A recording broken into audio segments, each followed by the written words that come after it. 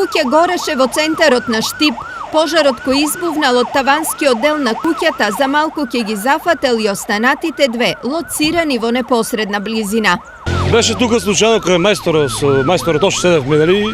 Гледам од днешка чур од куќата излава. Мајстор вика тука никој не живее, дај да видиме што е работа. Вика витни од пожарната, нели, дека тоа е возило. И јас звони на 193. Викна ги пожарникарите да дојдат.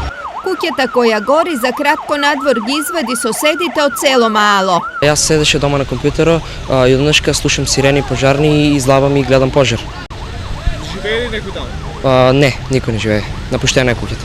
Поголемо ширење на огнот спречи брзата интервенција на пожарникарите.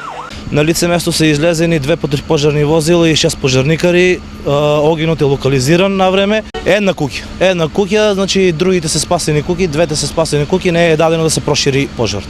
Куќата која гореше е напуштена и во неа често се собираат бездомници. Предпоставка е дека токму тие се причина за пожарот кој за кратко можеше да пеплоса 3 куќи.